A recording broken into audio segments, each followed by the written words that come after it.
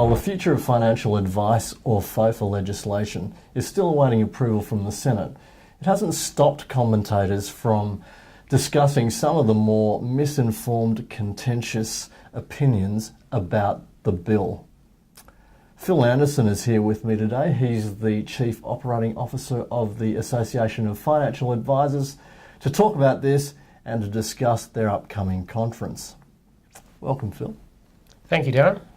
Well, maybe we can start with, there's a few contentious issues, maybe we can start with clarifying where the best interest duty is right now.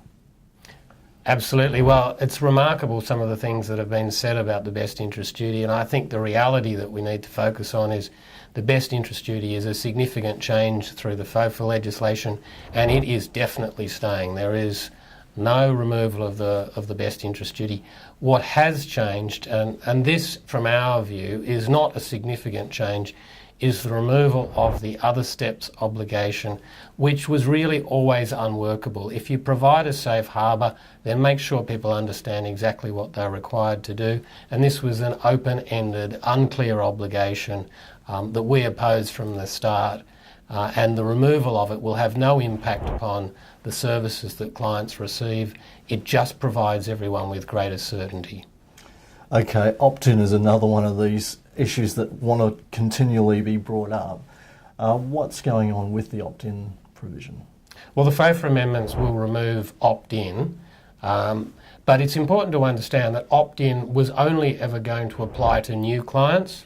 It was only ever going to apply to new clients. It was never going to apply to existing clients. So the removal of Optin is not going to have any impact on existing clients. And with new clients, they will still continue to get the fee disclosure statement. So they will be made aware of the fees that they are paying through the fee disclosure statement. Optin had a range of problems with it, including the risk that if you're sick, if you're travelling, if you're otherwise unoccupied, then you might miss the requirement to do it. And as soon as you miss that 30-day deadline, the whole advisor arrangement gets terminated. And that can have serious negative consequences for clients. Now, commissions is another area that seems to have re-raised its head through these amendments. What's the situation there? Well, the reality is there are no commissions being reintroduced. That argument has been completely wrong. The only thing that has changed of a significant nature on conflicted remuneration is the general advice exemption.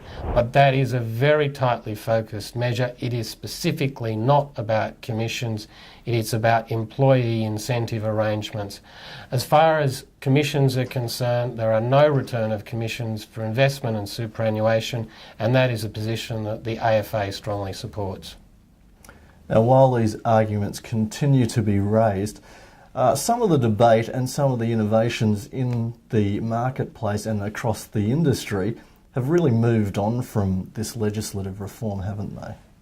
Well, I think so. I think if we can get the FOFA amendments resolved and passed, we've got the regulations still to be tested by another disallowance motion, but that period will come to an end at the end of this month.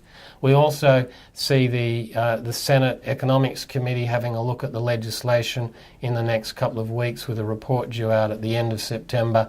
Then hopefully the debate can happen in the Senate and we can move on. And I think it is important that we are able to move on, resolve these amendments, and then start to look to the future. The debate has already moved. We are now focusing on a range of other important issues, including the education standards for financial advisors, issues around conducts and the role of professional associations, and they are key things that we need to get sorted out as part of the process of ensuring that the public perceive financial advice as a profession and a very valuable part of the community.